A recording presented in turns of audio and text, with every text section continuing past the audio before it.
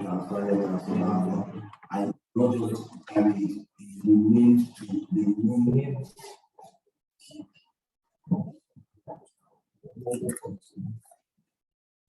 Even the asset register now, I don't know, I'll still pass it to her.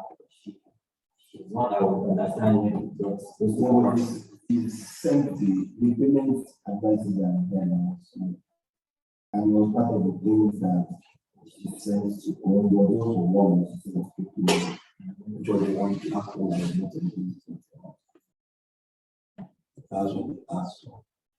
What from 2020 what the one that can be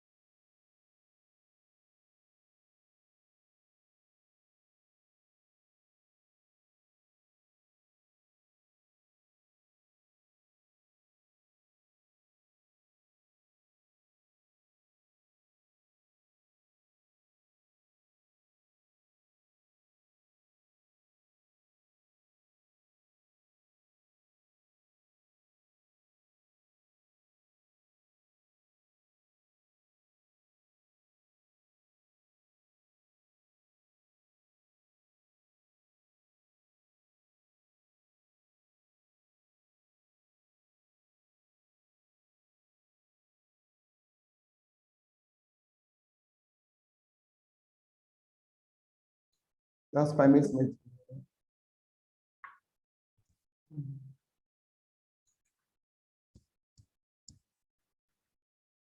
Give me a minute, please.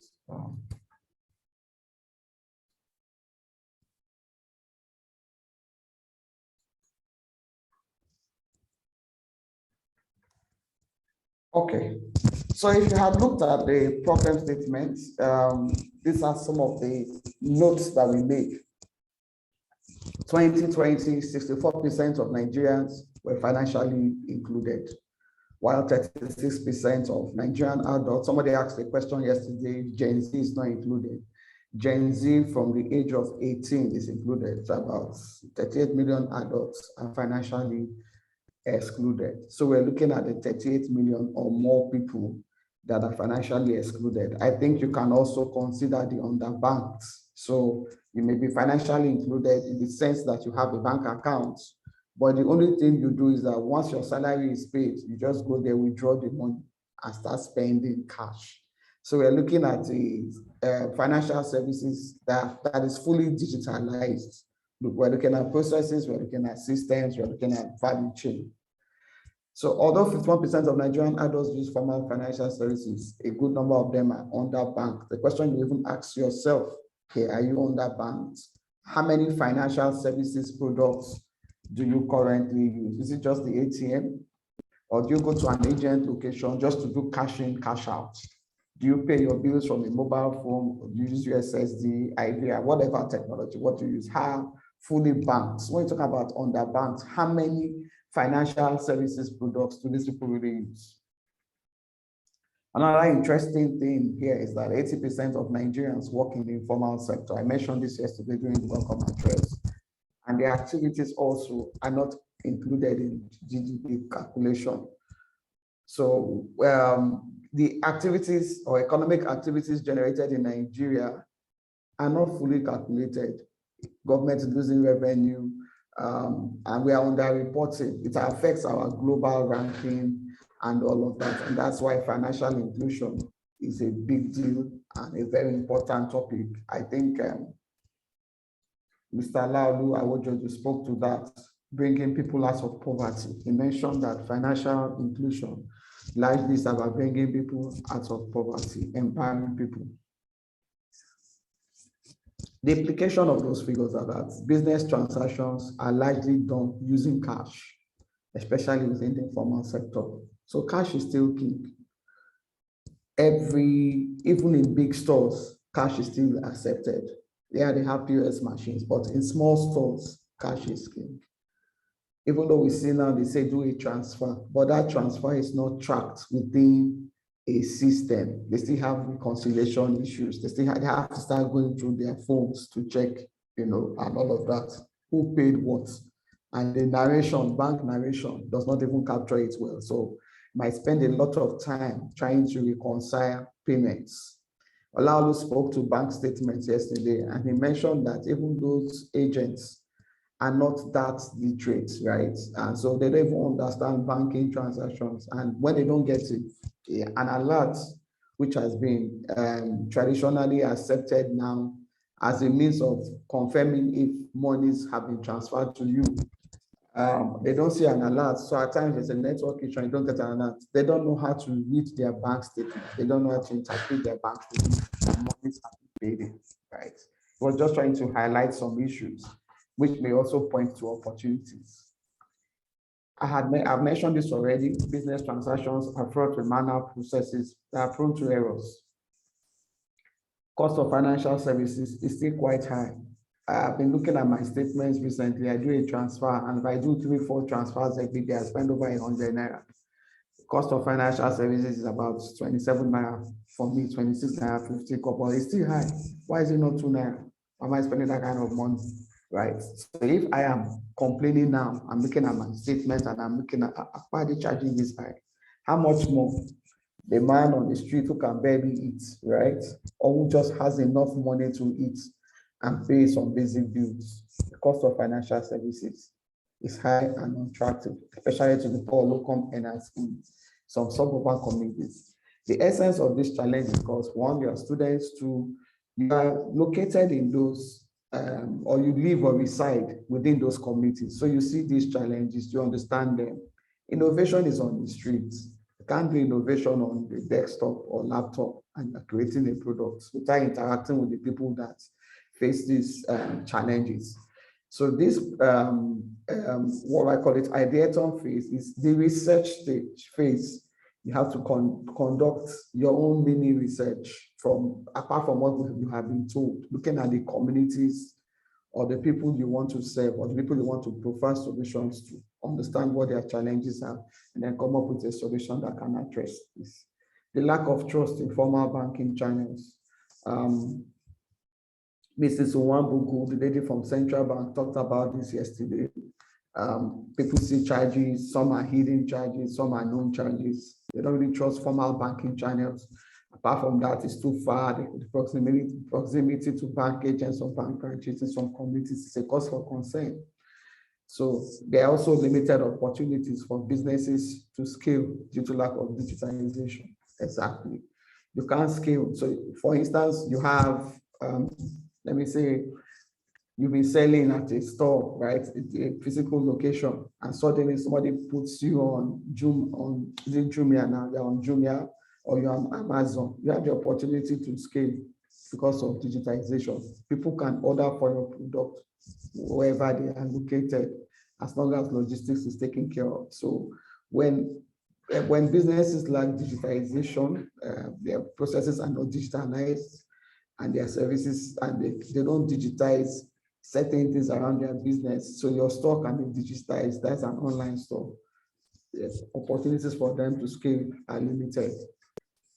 I saw a tweet today where it was talking about Mrs. Okonjo-Iweala, right? And she was standing with a farmer who started with six employees, and was into catfishing. He's been empowered from 6 staff. He has 3,000 staff right now. And they don't just do fishing anymore. They do fishing, they do rice farming, they do cotton. It's in Nasarawa State. I saw it today and I said, wow, this is what impact can do. Okay, so what's our proposal? And this is the primary focus, and this is why I had to start from here again. An innovative financial inclusion solution. When you're documenting your idea, first of all, the first question you should ask yourself, is it solving the financial inclusion problem that has been highlighted in several presentations and here? So first, and it has to speak to the informal sector. We're not asking you to create a product for me. I'm not the target audience. Olaolu is not the target audience, right? For people in the informal sector players, they can be individuals, can be retailers, they can be merchants, and people that patronize them. Yes, the solution will address their needs by providing them inclusive and affordable financial products.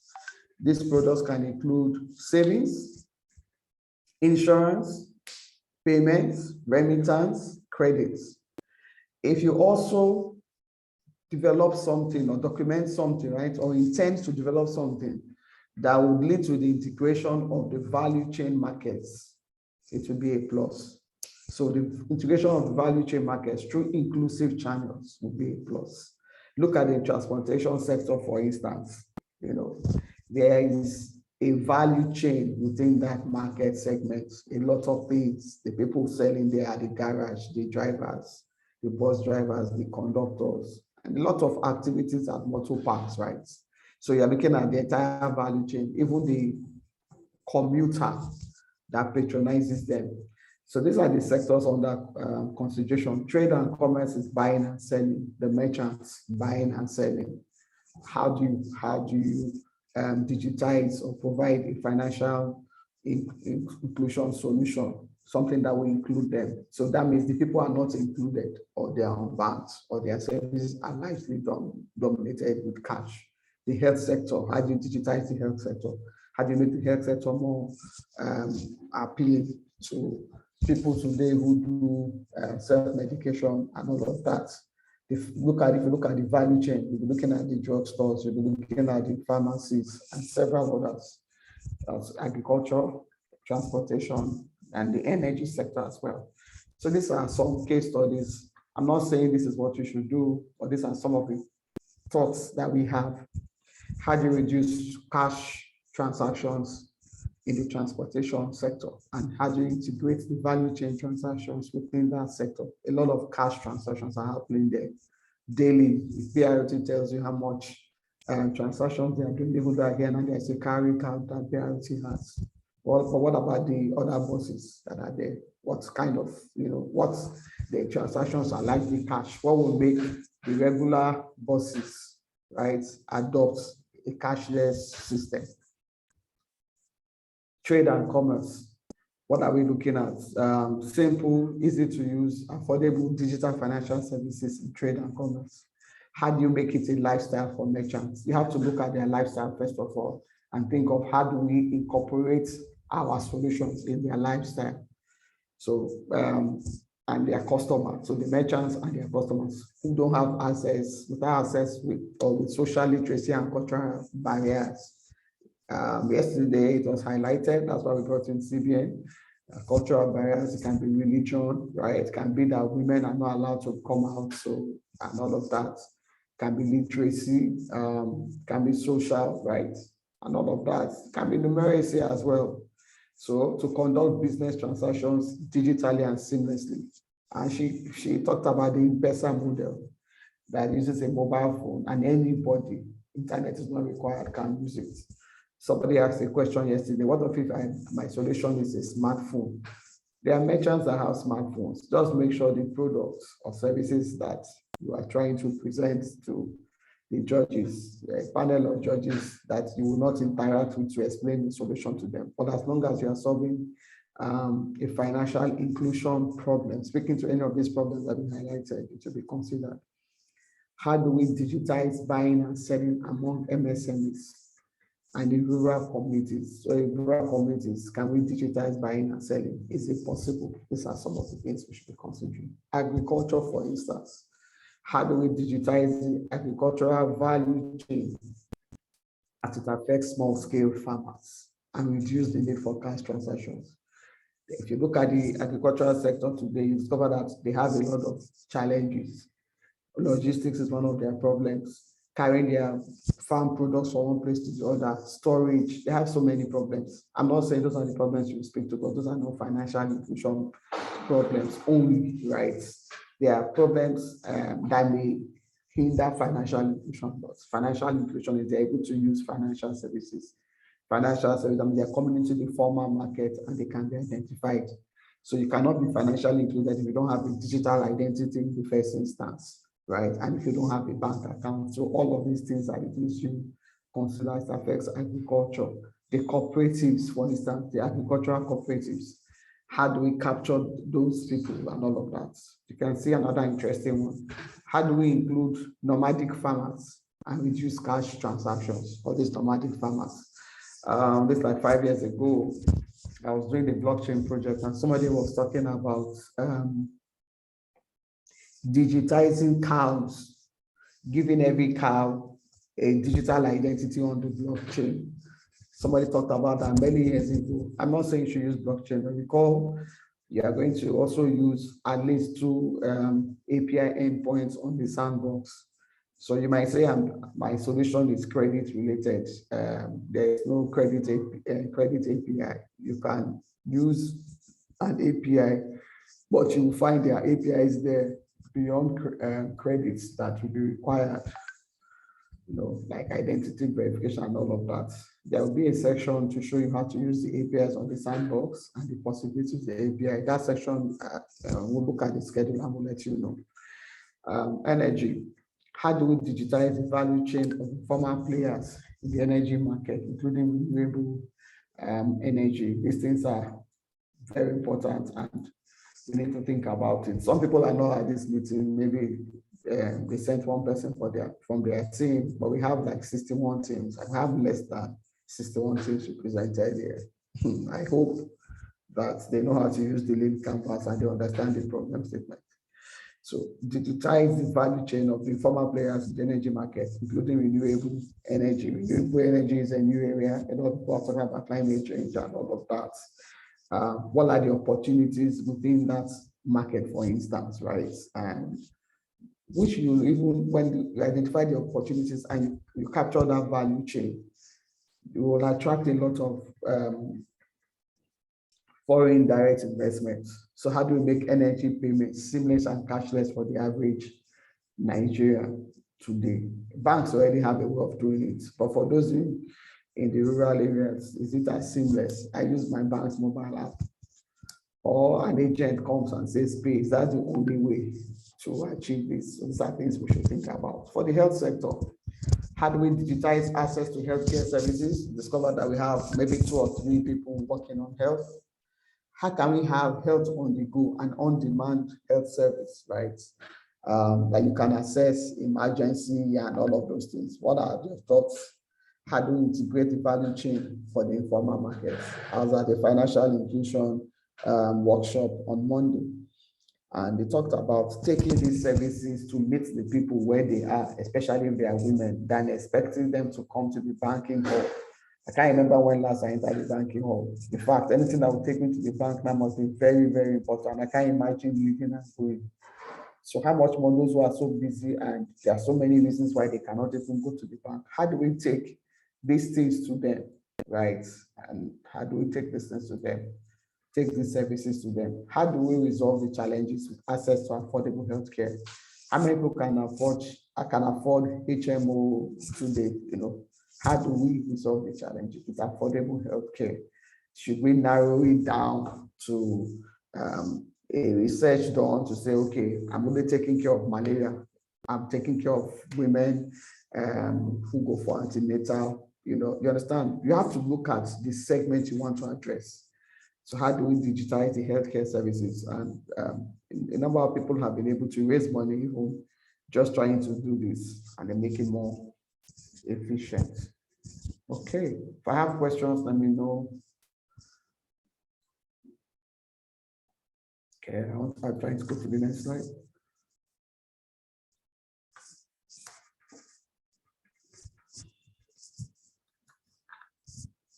Okay.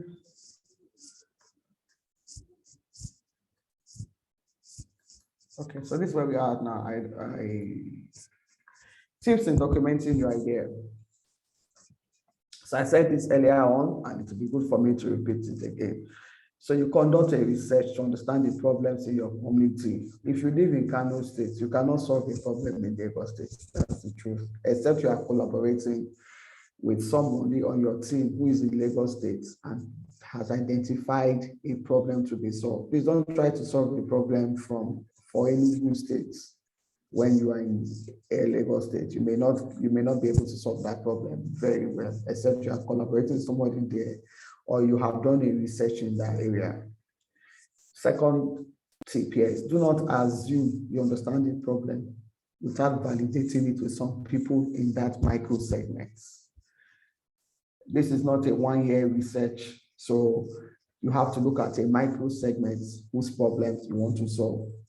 Try and validate it with the people there. This is what I think is the challenge. We've organized several challenges and we tell our people to do this. Those who have done this come up with very unique solutions. I'm looking forward to see unique solutions documented and sent through main campus. Please don't just go and take a product you have worked on already and just go and embellish it and come and submit it. It may not fly.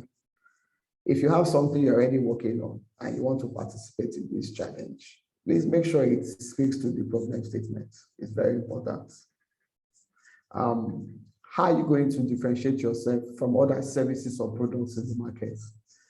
From the last ideathon we had, we discovered that a number of people just submitted their lean model. There was nothing unique. I'm going to offer mobile service to some people who don't have a mobile service, mobile banking app.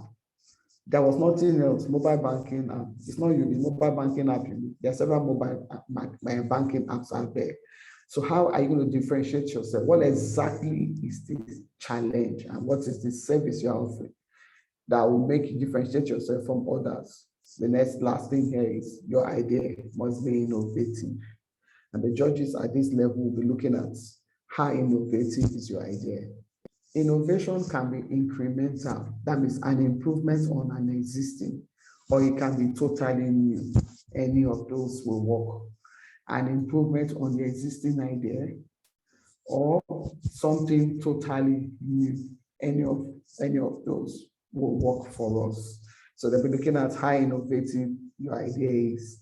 They'll look at how unique the idea is, that if we have smaller communities like the one you have described in other places, can it be easily replicated in those communities? So we're looking at scalability with the product scale. Don't come forward with a technology that is not its time yet. So some people come forward with a technology, and the technology is not the time for that technology in Nigeria. It may be working in other parts of the world. But in Nigeria, looking at the demography, looking at the people, it's not a technology that they can easily adopt, and so it may not scale.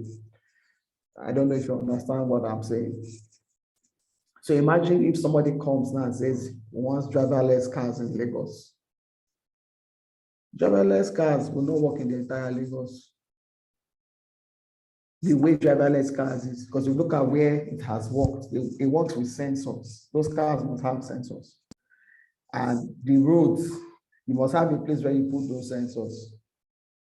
That's why you cannot just come and replicate Disneyland in Nigeria, even though our children will. It's not something that you can easily do. So you start thinking of, is it time for this technology? Would there be an uptake of this technology? Is it its time? It's very important, Okay. Now let's delve into the Lean Canvas. So the Lean Canvas is one way to document your idea, and it helps you as well. You know whether you understand what you are doing or not. So some people even use this as like a high elevation pitch. Use this to even convince an investor or somebody that, oh, this is how I'm thinking about this, and these are the problems I intend to solve. Yeah. So the first part you see here is the top 3 problems that you want to solve. Somebody mentioned yesterday that his solution will cut across different sectors. Well, I wish you all the best. It's possible. You can combine different sectors. If you want to combine trade and agri, it's possible. I'm not telling you what to combine, but just make sure that it's a solution, right, that is unique, that is scalable. You can easily reflect it. The product design, when it gets to the point where you have to do the mock-up, you can easily demonstrate it, and it's something that you can build. Because we'll be looking at all of the things you have submitted before. So you will not start now with agri. When it comes to mock-up, you do something outside agri, you'll be disqualified. So you have to think about, is this something at the end of the day that we can build? Because this is the first stage. There's the second phase and the third phase. So you start the first stage with, what's it called now? Agri. And then when it gets to the second stage, you now say it's energy you are doing. We will know. We'll compare what you have submitted before. Very important. So think about what you want to do. And when you identify the problem in the market, you have to first of all say, what are the top 3 financial inclusion problems these people have? Financial inclusion problems they use, and you look at the case studies that we have. The people, there's cash dominance, the people are not digitally included, the people have manual processes, right? There are problems already and all of that. How do we make their life easy? How do we get these people into the formal markets that they can be captured? How can they use financial services? So financial inclusion speaks likely to financial services. Financial services cuts across any sector. What will make them use financial services, right? Maybe they need a platform first that will make them use financial services. Is there a way you want to bundle it? So the top 3 problems of any market that you want to solve. You can see the next thing there is the existing alternative. I mentioned this earlier. Okay, so if, for instance, you say, I don't want to give any example so that nobody replicates that example for me and brings it. I'm trying to give an example that that will not apply in this competition. So if somebody says, okay, I want there's a long wait in the mornings, Monday mornings, there's a long queue, people waiting for BRT buses. So the problems is that they get to work late, or when they get to work, they are stressed out, or they have to wake up early, they have health problems. The alternative is BRT, downfall, and all of that. So, and the person says, what's my solution? I'm creating an executive Uber service, driver service that will pick these people at home. So I'm looking at so community and Okwaja. It will pick them up at 4 o'clock. They don't need to go and queue, right? You can see the flow of what I'm painting to you, right? That's how it has to flow. It has to flow from the problem. We talk about what are the existing solutions. So I just gave you a problem now in Lagos, and this is a problem in Lagos, truly. It's not a transportation problem I want to see here. Just use that as an example. So you say, oh, long wait for buses, and this is what I intend to do, right? And all of that. So then the second thing you see here, when you identify the existing alternative, just the alternative speaks to how is this problem solved today? Let's use this one. How is this problem solved today? Existing alternative doesn't appear on this, but that's what it is. So solution, how is this problem solved today? You have to put the existing alternative. If it's not solved, you just say it's not solved today. I went for a meeting and I came back with an idea. I was in Abuja Financial Inclusion seminar at CBN. I came back with an idea. Somebody said something and it just opened up my mind to something new. What more can we do with SMS, right? What more can we do with SMS? You know, we are going to create a think tank group with as many people that want to join FSIC. How do we create products and partner with banks and other organizations, fintechs, to launch them? We're still at the early stage, but we'll get there. But for this challenge, is your IP. We'll still introduce you to partners and all of that, and provide as much support as we can for you. Okay. So the solution here, you can see also that the top 3 features. It's an MVP that you build at the end. So you will not build out all the features. Maybe the product at the end of this has to have 10 features. What are the 3 priority features that will speak to the problems that you have identified? We've seen people submit lean canvases. The solution does not speak to the problem. They will write a problem, the solution they are proposing doesn't speak to the problem. Look at what I just talked about again. I talked about the long queues for BRT buses in the morning. Many people get to work late. Some people are stressed out. Some have to wake up early to beat the queues. And so the alternative are BRT buses, downfall. Some people don't want to go, they don't want to go on downfall rides. Why? Because they don't, some feel that the drivers are reckless, they don't feel it's safe, or they feel that the exhaust fumes, right, would smell on them, and they'll be smelling of smoke when they get to their office, even after they have sprayed perfume. So it's corporate people don't have cars yet because they don't want to drive. And so they have an executive ride service. And so executive ride service goes and they have to focus on people in Okwaja. So it just picks them at the bus stop next to their houses and picks them and takes them to work and also brings them back. I just painted this scenario. I've not validated whether it is true, but you can see the problem, the solution, the alternative already. What is the value proposition for what I have said? They don't need to wait. The experience is different because I painted some experiences that are bad, right? The car is fully air conditioned. They see like-minded corporate people. The experience is different, right? And they get to time, they get to work on time, and all of that. So your value proposition will be something that is unique. See a description here: single, clear, compelling message. Some people list the features of their product on the value proposition. Your value proposition is not features. Features is your solution. Single, clear, compelling message that states why you are different and what paying attention to. It says here, a good, unique value proposition gets inside the head of your customers and focuses on the benefits. If you use my product, this is what you will benefit. The benefits the customer will derive after using the products. The solution speaks about the features. What are the features? SMS is a feature. IVR is a feature. Mobile app is a feature, right? That will do 1, 2, 3, 4. These are the features, so it will do 1, 2, 3, 4. Then the benefits of the features is what you put in your value proposition. I hope we are together. Are we together? Please, can you respond?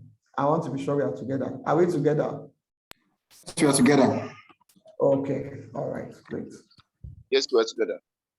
All right, thanks. So unfair advantage can't be easily copied on both.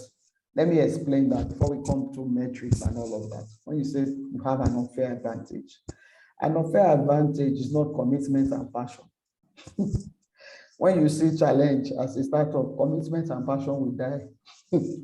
Unfair advantage can be something like insider information. So maybe you just got the news that there is going to be a grant for so, and they have told you if you create a solution like this, they'll give you the grant. You already have an unfair advantage. An unfair advantage can be a market waiting to take it up. You have a business partnership already that is just waiting for you to come with a solution. An unfair advantage can be the expertise of your team. Oh, you're not going to pay for technology. You know, I have ideas, for instance. I'm not a developer, so I'm going to pay a developer to build for me.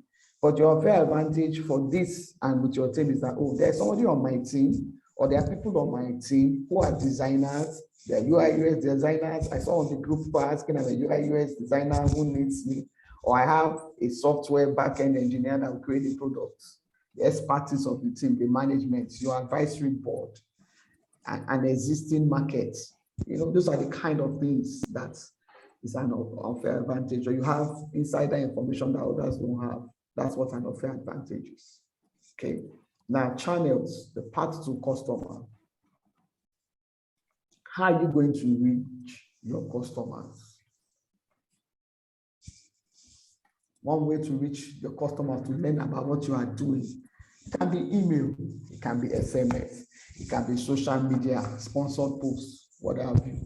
It can be market men, market women association, your part to your customers. And you know, we call it a lean canvas. So you're just starting. Your budget also has to be lean, you know, because what some people do is they build out all the features of a product. And then when they go to the market, they discover that people don't need those features. They now start shelving them and start creating new features. You go with a minimum viable product based on the research you have. You go now and use that minimum viable product out there. When I discover that people like it, they just say, add this to it. Apple is still adding features. Google is still adding features. And you agree with me now? Facebook is still adding features. They didn't start like that. Go and look if it's possible to see Facebook of 2006 or 2007 and what it is now, you'll be surprised, right? So you can't build everything, build a Facebook in one day. No, it's not possible. It has to be based on data, behavioral data, market data, your analysis of those things. So that's what it is. So your path to customers, how are you going to reach them, you know, and all of that. And you can reach them indirectly too. How do you reach customers indirectly?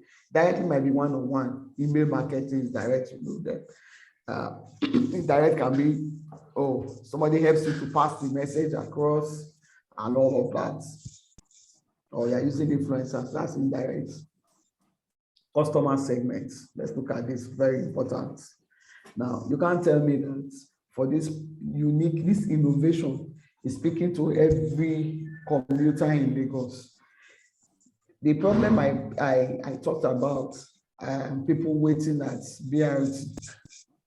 I live in Lagos, but I don't wait for BRT, so I'm not part of that market. Do you understand? So you have to, the customer segment has to be defined. I come to work with a car, I have a driver. So I never wait. When I want to go somewhere, I just get into my car and I go.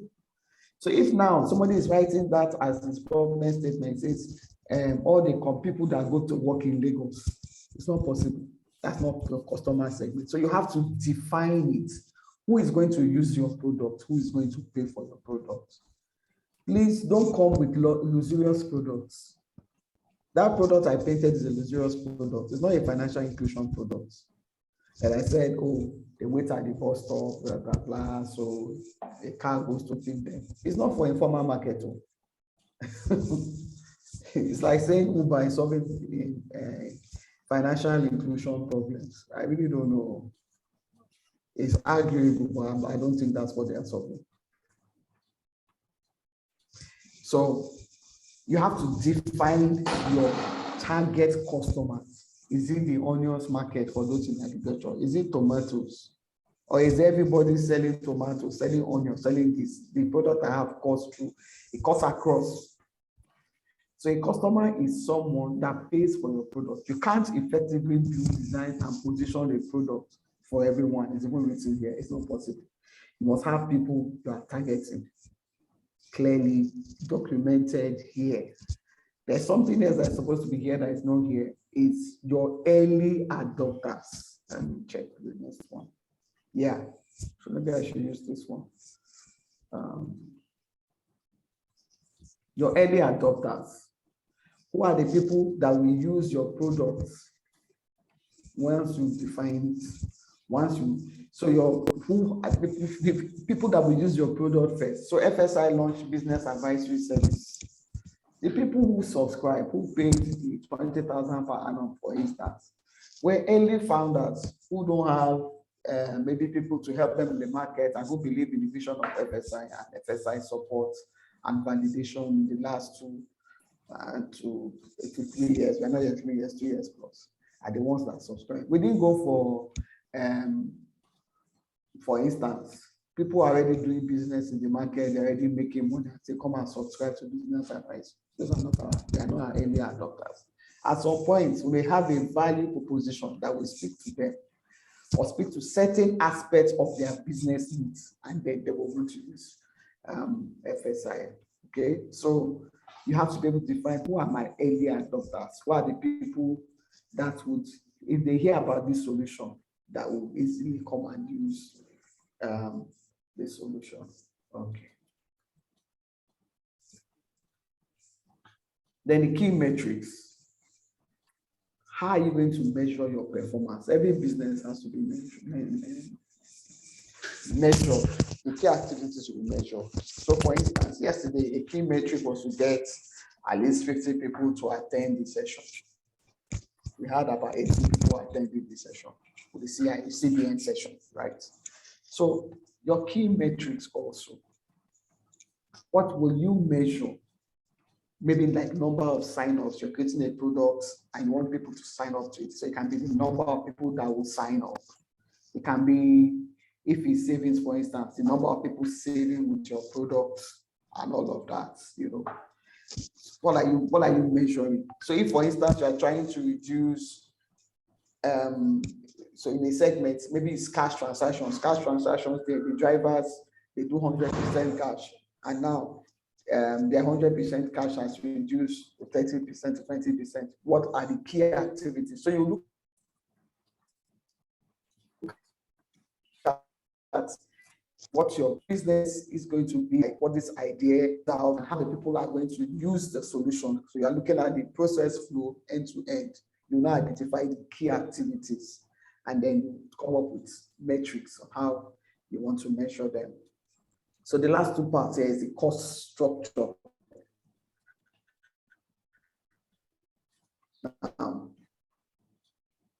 What we say cost structure. So why many businesses fail? Statistics, many of them die because they did not count the cost to set up that business, or maybe they underestimated the cost, right? And it can also be that they got some money, they do it, or they had poor management and all of that. So let's look at this now. Cost structure. When we say cost structure, what do we mean? We're not saying you should put your cost. This will cost 100,000. This will cost 100,000. What we're saying here, in driving this business at this early stage, what are the kind of costs you will consider? If we're going to do a social media post or promotion, and it's going to come at a cost, you will say, oh, social media costs. You can see an example, customer acquisition cost. I'm trying to get more people to join, to use the solution. I'm talking to a cooperative of 1,000 people. I'm trying to reach 500 people from that 1,000 to use my solution.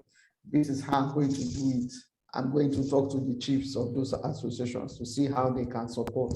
And the chiefs say, okay, for me to even get access to the people, I should come and pay a fee of 20,000 to talk to their people. You have to look at what are your customer acquisition costs.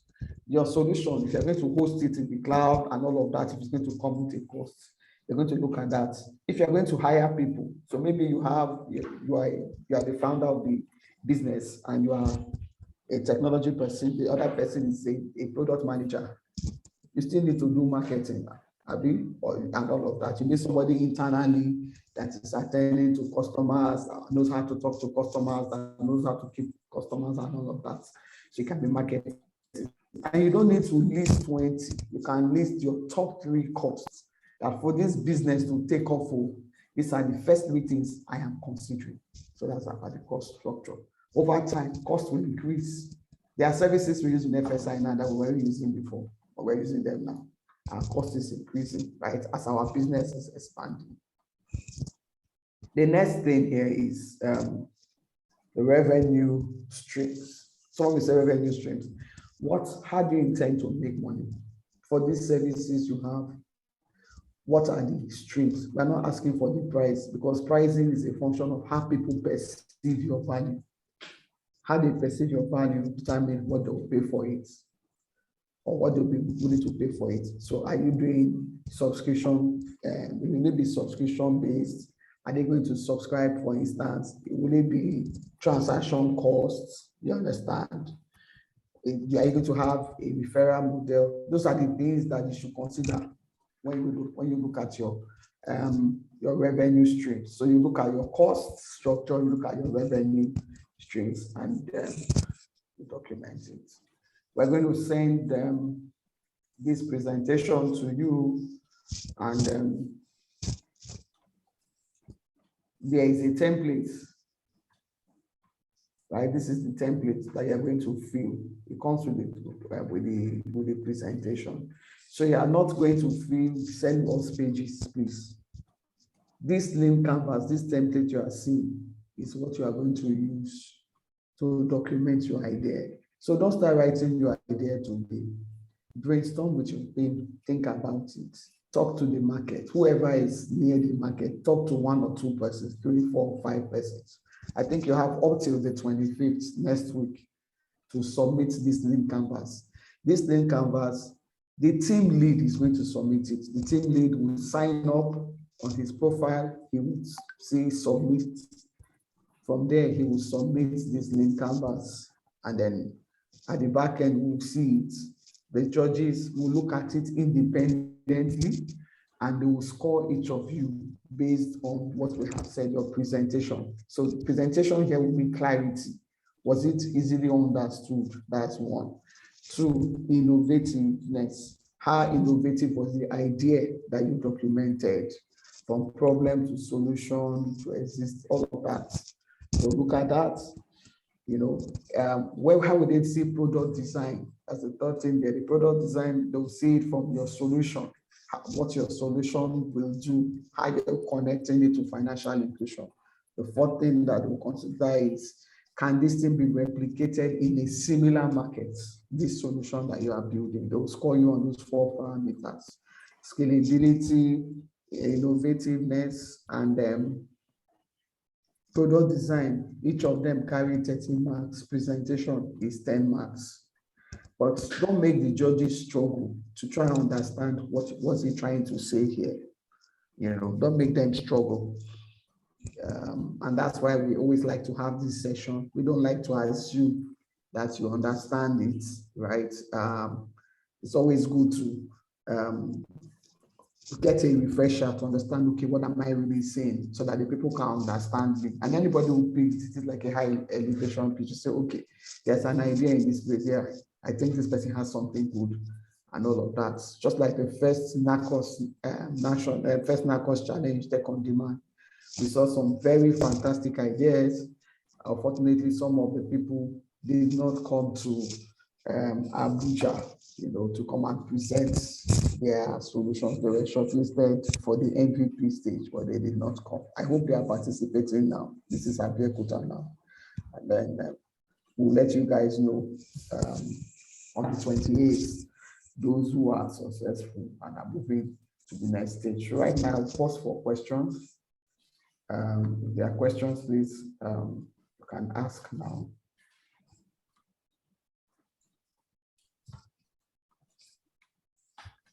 Yeah, so you can ask your questions now. Ready to take questions for this session. You can start asking your questions now. Just raise up your hands if you have a question. We can pick all your questions.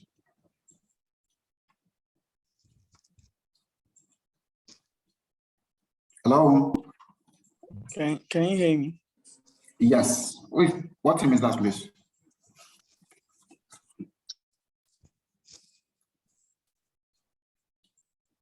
Simtech, you can go ahead. You want to ask a question?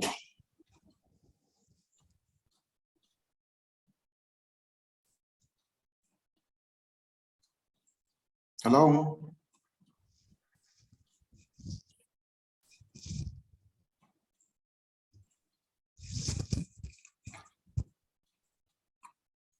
So does it mean that we don't have any question, or we understand everything that we just explained? Okay. Hello, Team Dodo. Yeah, I can hear you. My question is, do you guys consider similar existing solution with like more features?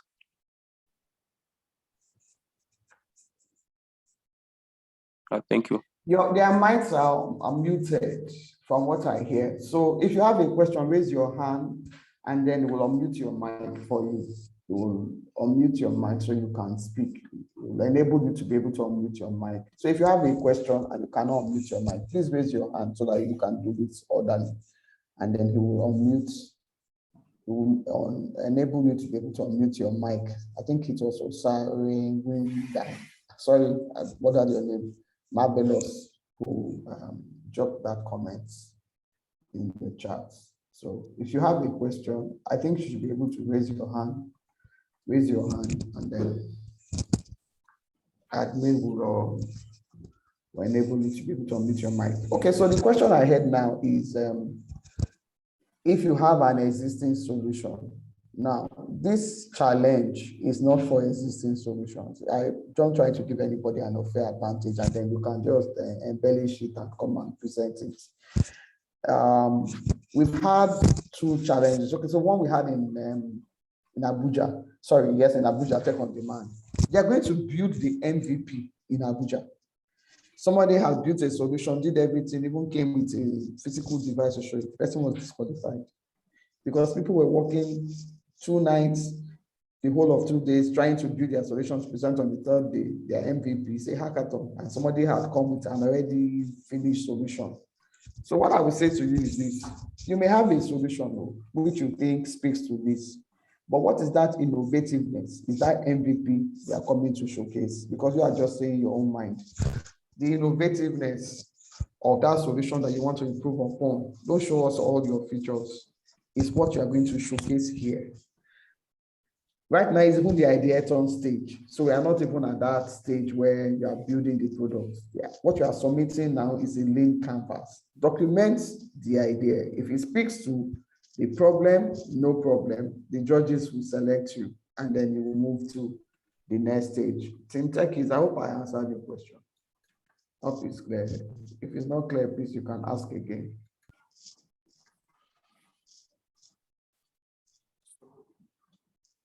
So you raised your hands at that time. I just wanted to ask a question.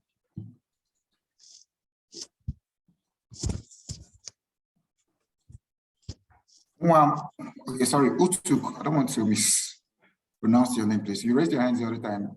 You still have questions?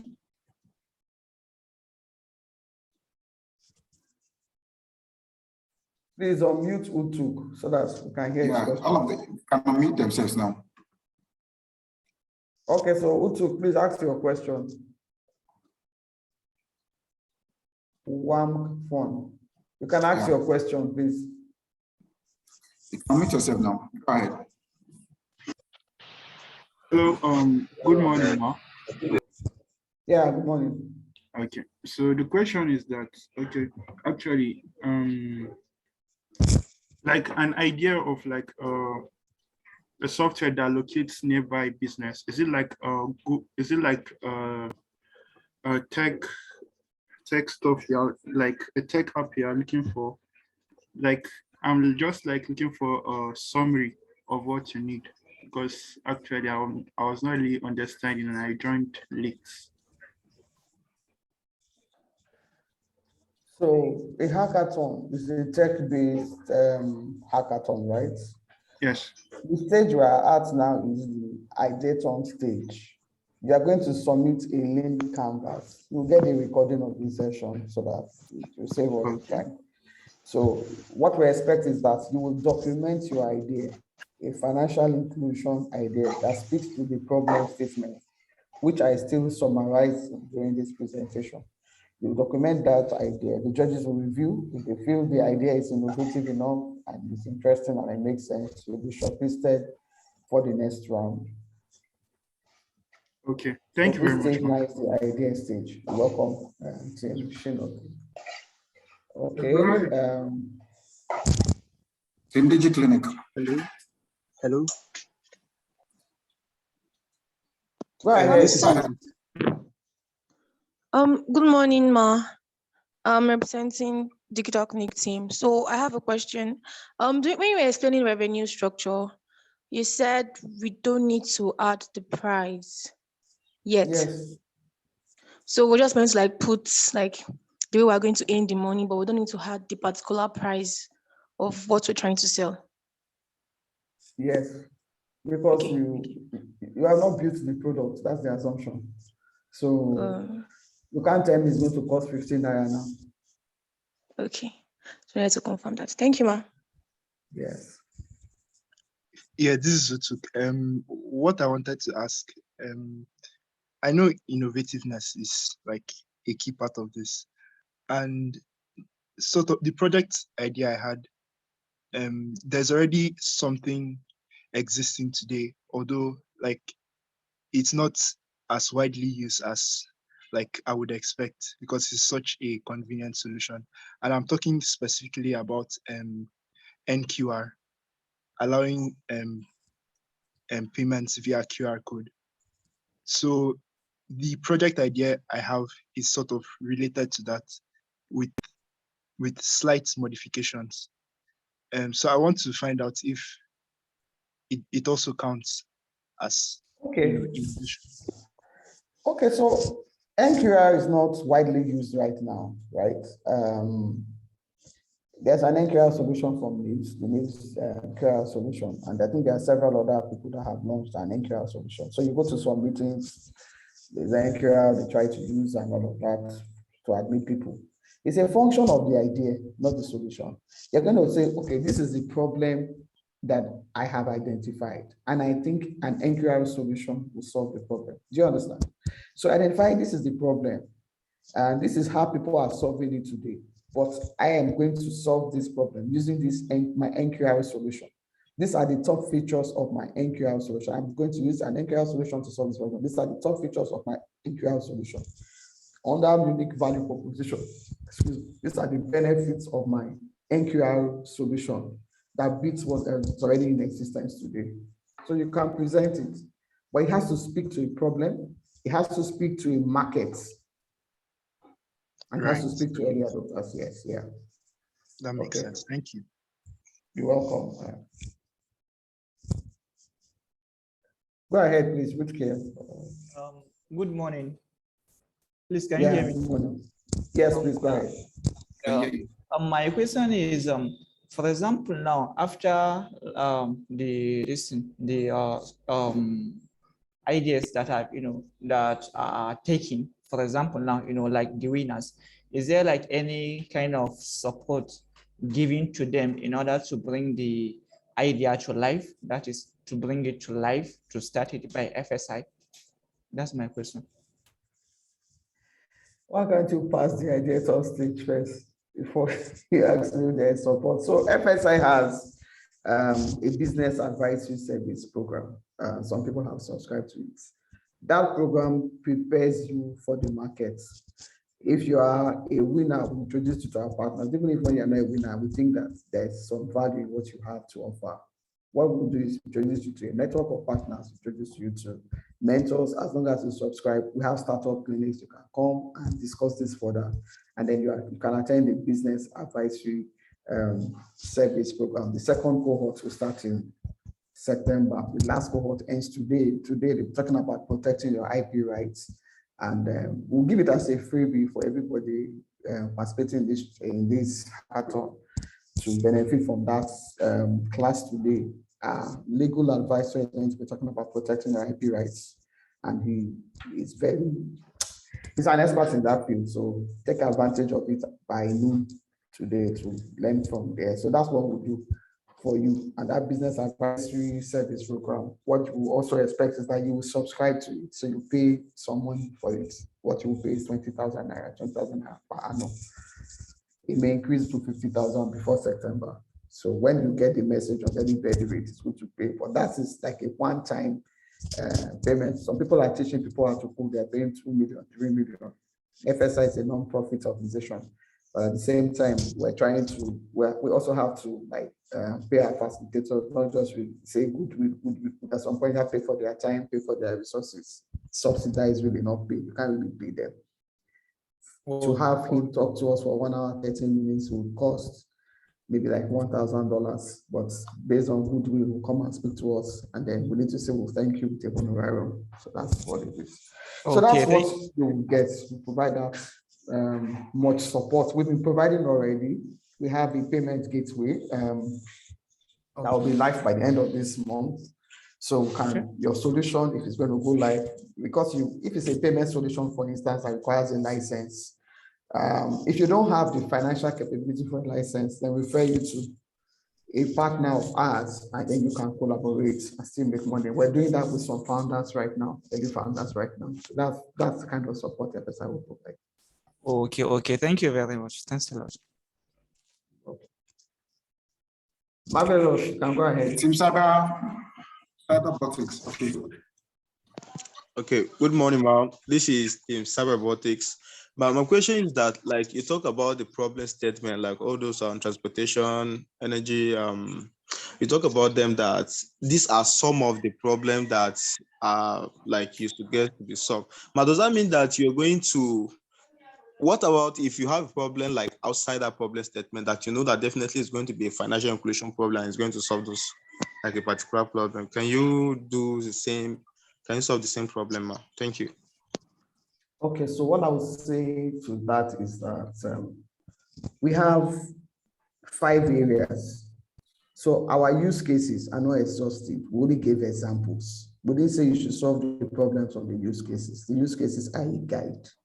So we have sectors: energy sector, transportation sector, trade and commerce, health sector, and transportation.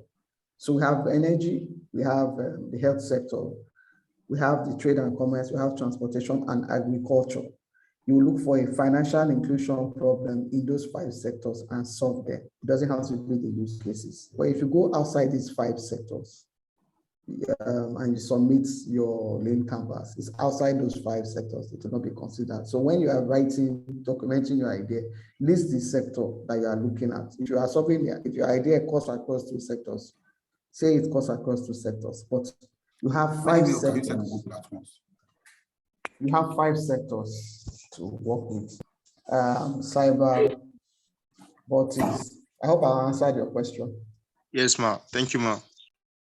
Okay.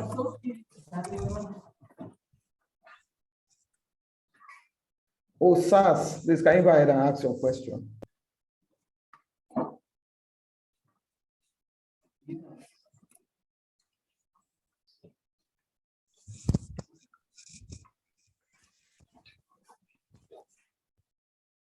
Team Agrigam, can you ask your question, please?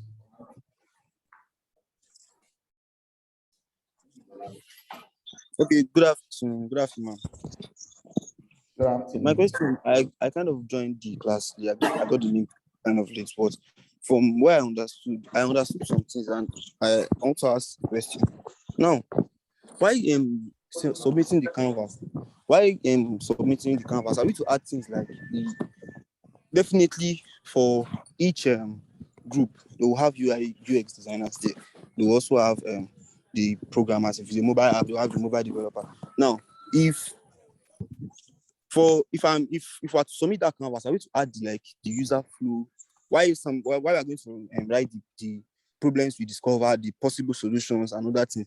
Are we also to add the user flow, the pain points of the app, like the user flow and other things to the canvas also? Or just to write the problems, the solution, the possible solutions, the what we discovered and how our app is going to solve that problem, or going to work as a solution? Are we to add the user flow of that app or anything we're doing to? Okay, Team Agrigam, thank you for that question. No, we don't need to see the user flow, the design, the architecture. No. You are explaining your idea. That's what the lead canvas is supposed to do. This is the problem, identify this problem in agriculture. The farmers cannot sell their products. This is how they sell today. Middlemen collect the products. My solution is going to eradicate middlemen, for instance. And the kind of solution I'm building is a mobile app, it's a web app, it's a USSD, it's SMS, whatever it is, you explain it.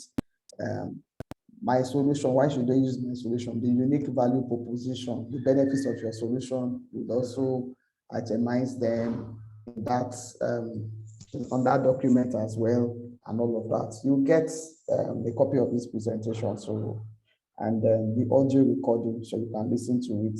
But you're not going to be putting your UI, UX design flow. That will be, you will do the mock-up design at the next stage, the mock-up design stage. That's when we'll see the process flow. So at this place is just analyzing your idea, that people will see value in the idea that you have. We are the idea stage. You document your idea, analyze it using those parameters and doing it on the template. If you don't use the template, you'll be disqualified. You have to use the templates to submit your idea. It's just that template we're expecting. Everything you want to write has to be that template, and it has to be precise, it has to be concise. A lot of brainstorming will go into it. So when you are brainstorming with your team, you can draw your UI. When you are brainstorming with your team, you can draw your design on a piece of paper. Then look at that design. When you look at design on paper, what is the benefit of that design? Is what you write. You won't give us the design. The benefit of that design flow. What does it translate to? What benefits does it translate to? Uber, for instance, I'm sure they had a workflow in design with the Uber app. So, yes, but my experience is that when I hail a ride, it tells me the ride will be here in 10 minutes. It shows me where the driver is, shows me the number, right? That's what I see. But there's UI, UX, design flow around all of that. We don't want the UI design flow. We just want the output of that design. What is the benefits to the user? Okay. And another question I want to ask is, can I believe in using a stone to catch two birds. So can we have an app that can solve two problems in two different sectors? Or for instance, let me give an instance. It's an agricultural app, fine. It's mostly for users, but it also solves the problem of savings. It also solves the problem of access to information. It also solves the problem of you understand that kind of app. So can we design, and for instance, my app Agrigam is solving the problem of commerce and farmers savings. It's also solving another problem, other problem, but the same app. Is it possible that way? It's your idea now. It's not my idea. If your solution, I don't want to say with your app, because I don't like it's an app you are building or whatever you are building. If it's an app, it's a mobile app, it's USSD, it's IVR, it's whatever it is, it's a web application. If it's going to, if the problem you identify cut across two sectors, no problem. We don't have a challenge with it. I hope I've answered that question. Yes, ma'am. Yes, ma'am. Yes, ma'am. So the minimum is that it must speak to one sector. But if that's your solution, we speak to two sectors, no problem. It means that you have the same consumer behavior in the two sectors that is going to cut across. Yes, ma'am. Thank you. Okay, you're welcome. Wise Light, Bayode, please go ahead and ask your question. Good morning, man. Thank you for the presentation, Superman. Can you hear me? Yes, I can. Go ahead, please. All right. My question is that when you showed us the link canvas, you were actually talking about key metrics. So I don't really understand that piece. That was due to network problem anyway from my side.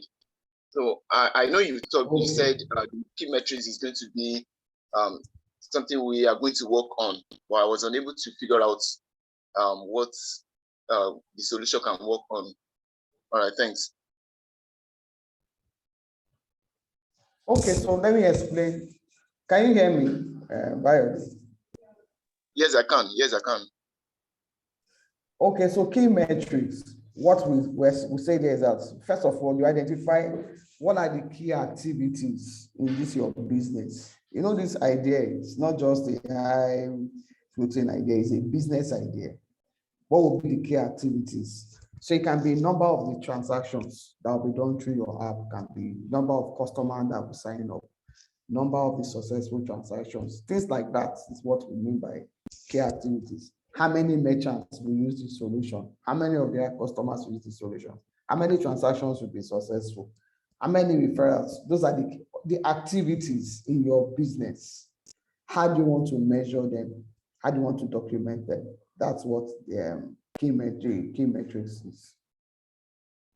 So you list out, before you even fill that sheet, you list out what are all the activities. So for instance, an activity will be getting customers to use it, Abby. So a key metric will be, 1,000 customers in 3 months. That's like a key metric. Do you understand? The number of customers, number of the transactions that customer will do. So maybe one customer will do 2 transactions or do 3 transactions. You say, okay, if I have 1,000 customers, write 10,000 transactions. What are you measuring? How do you know that your business is gaining traction? That's what the key metric stands for. Okay, from Wise Light Bayode, if I may get you right, man, it's a kind of predicting what is going to be, let me say, the possible outcome of the activity to be done on our solution. I think that's what you're saying, man. Yes. All right, thank you so much. Thank you, man. Yes, you're welcome. You will see people will say 1 million downloads, excuse me, for instance. Right? You even see them will say 100,000 downloads of in-Naira app. That's a key metric. That's a key activity. If you build an app, will people not download it? How many people download? So things like that. What are the activities that will drive business performance? And what do you want to put in place to measure them? Where do you want to see your business? So if you set a key metric of performance and you say 1,000 downloads and you still see only 10 downloads, it means that you are not yet getting there, right? Those are the things that there is like a business driver.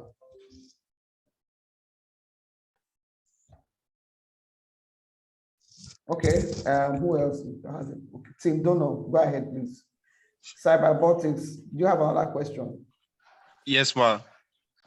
Okay, let me take Dono first before we come to you. Okay, can you hear me? Go ahead, can hear you. And my question is, do you guys consider kind of an idea that has similar existing solution that has already been implemented, or you guys only consider maybe new ideas? Well, that's my question.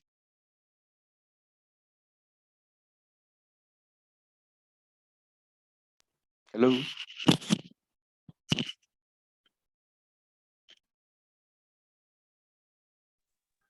Tim Dono, sorry, can you take your question again? All right, can you hear me? Yes, I can hear you. All right, my question is, do you guys consider an idea that has a new existing, a similar existing solution, or do you guys only consider new idea, like, yeah, new idea? I don't understand. This is a challenge, and you are supposed to come up with a solution to solve a problem. It's a hackathon because you are going to build the solution, build the application. Okay. So if you have, let me respond to the question, please. So if you have a solution that you think would address the problem statement, it means that you have solved the problem statement even before it started. I don't know. But what I would say to you is this, because I don't know how many people are in your shoes. Somebody has asked me a similar question this morning. The stage we are in now is the ideathon stage. The question you should be asking is for the ideathon, please. This is a challenge to solve financial inclusion problems in 5 sectors: trade and commerce, agriculture, energy, health, and the transportation sector. The first phase is to document your idea and let the judges see whether the idea makes sense. So you may be here just to validate your business idea. Document your idea. If your idea is selected, it means that you have validated your idea and the idea makes sense. Then you move to the next stage. The next stage is you're going to come up with a mock-up design for your solution. What's the solution going to look like? A mock-up design. People will see that design. Judges will look at it and say, okay, this design, this was his lead model. Does it make sense? They'll compare it. If it makes sense, they'll pass you. When you come to Abeokuta 16th to 18th, we expect that you'll be there on the 15th because you start building that solution on the 16th. You're going to build the solution on site using at least 2 API endpoints from the FinTech Sandbox. So I don't know whether an existing solution will fit into it, except you are doing incremental innovation.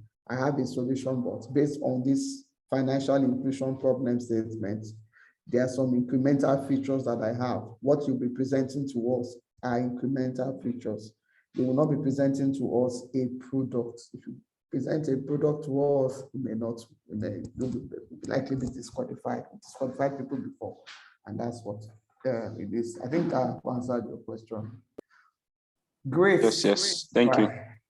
Go ahead, please.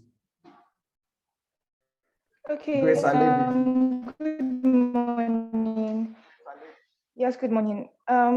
Okay, so mine is not really a question, it's just an observation because I've been brainstorming. Okay, we really want to touch the 36% that are financially excluded. However, when we look at it, they're not just financially excluded. A number of them are also economically excluded. So this is a fintech. This is a hackathon, and it covers the tech area. Whatever solution we would be creating would need some sort of finance. For instance, if it's a website, a mobile application, then the person will need to have access to all these platforms. That's just something that is at the back of my mind. I just felt like, okay, I should just talk about. Thank you. I don't know if I understand what your point is, but what I understood is that somebody's mic.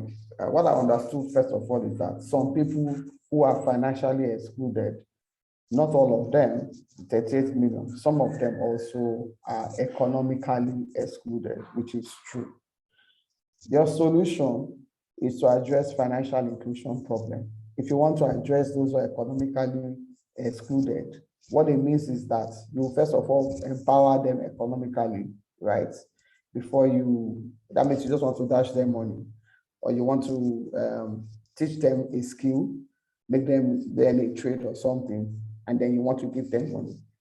If that's what your idea is, you submit it. If the judges really make sense, it's fine. But in doing all of that, there's a cost to solving economical problems. Out of the 36 billion, some of them have businesses today, but they don't just use banking services, and that's the truth.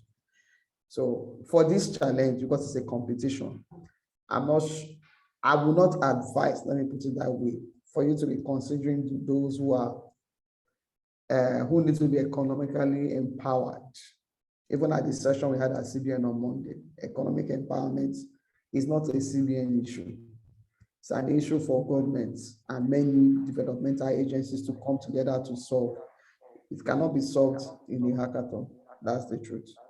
So Okay, ma. I would advise that you should consider those who already have something doing. The organizer that fixes tire, when he collects 100 naira, collects 500 naira, collects 1,000 naira. It's people that have some form of livelihood. You can decide to enhance that service, right? Their livelihood, to enhance it by as giving them credits. For instance, you give them credits and you're enhancing their livelihood, giving them finance, access to finance to enhance their livelihood. You know, that can be something you want to think about. So that would be my advice. But when you just say economic empowerment, some people now you give them 20,000, they have gone, they won't come back. So I think that's what you should consider. All right there. Okay, we're entertaining 2 more questions and we now wrap it up for the 12 o'clock session that we have today. Chika, you have another question. Go ahead. Or is that an old hand? Team Agrigram. Agrigram. Still your old hand. Okay, let me just lower it. Okay, have questions. Okay. Okay, my question is that I don't know. Like, I just want to ask whether how is the format of that link canvas template going to be sent to us? Is it going to be a docs like a Microsoft Word template, or is it going to be in our website that we're going to input direct? And what is the minimum, if it's Microsoft, or what is going to be the minimum number of pages that will be required? And is there going to be a place for us to input the problem statement? Thank you, ma'am.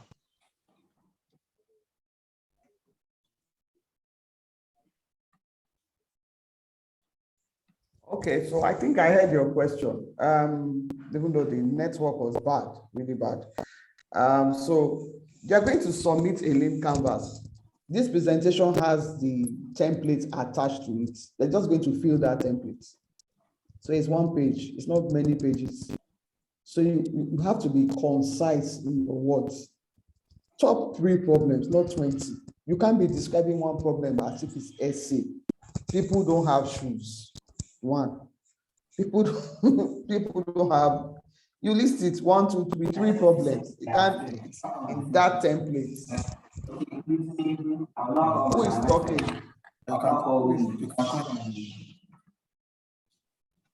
If somebody is, can you? So you're going to use the template, the link canvas template. It's 1 page. It's 1 page. It's 1 page. If peradventure you have so much to write, that means it gets into the 2nd page, but it's the link canvas template. It's 1 page. If you send 4 pages, nobody will read it all. The judges will read it. So before you fill the template, some people are in a hurry. Let's read the template. But think about the problem over and over and over again. I said, in order of priority, top 3 problems, solution, top 3 features. When you list the features, you tell us, is it IBI technology? Is it NQR code? Is it a mobile app? Is it USSD?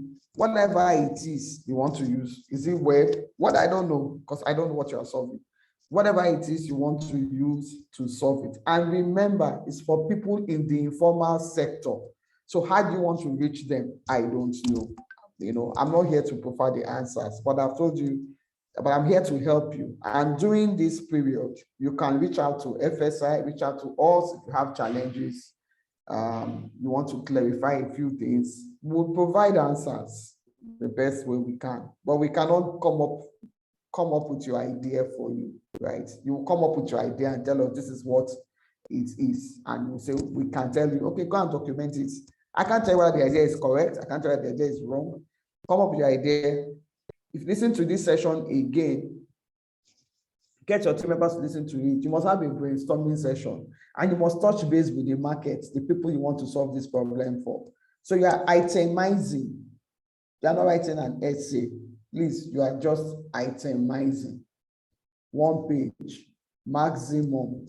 Maybe you are writing unique value proposition and it extends to the second page because you are using your font size is 14 or 20. Well, please just use Microsoft font size 12, 13, max 14. One pager is very sweet for judges to review and finalize. Max, if it extends beyond that page, 2 pages. Thank you. I hope you understand. Yes, ma'am. Thank you, ma'am. Okay. So I want to give Osas, have you asked your question? Marvelous. Your hand was up, then you left the room, and then you came back. Do you want to ask your question now? I've gotten the answer to my question, ma. Thanks. Okay, you're welcome. All right. Cyberbotics, that's an old hand, I want to believe. Cyberbotics, that's an old hand, isn't it? Yes, ma'am. Let me just lower it. Okay, please lower your hand. So thank you very much. The hackathon commences now. The ideaton round has started. Some of you, please confirm if you have team problems, that's your team members not showing and all of that, let us know. We'll check our records for those who have accepted their team members' invites. For those who have not accepted, we may have to look for a way to get our technology people to add them to your teams. But we have been told that some people did not send invites. So if you get a message from us that you have pending team members, please send the invites again and let them also check their spam folders. They got the email. It's a hackathon. You must have minimum requirements for this hackathon. You must have a good laptop, you must have internet service and all of that to do this. But I wish you all the best. We're here to support you. And we'd like to see Techstars rise up from this hackathon, and we'll provide support as much as possible. By noon today, there's a session on protecting your IP rights. That is under our business advisory service.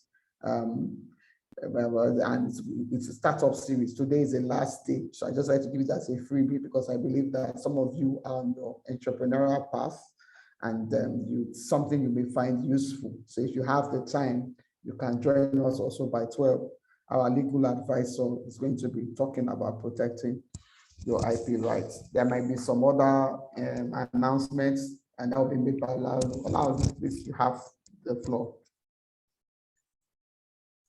Okay, the only announcement I have is that every of your team members that are here to accept the invite, please just let them accept it, please. That's the only announcement I have. And like she said, if our webinar for protecting your intellectual property will be going live in less than 30 minutes, the link is already in the chat session. You can see the click and register them by 12 if you can join. Thank you very much.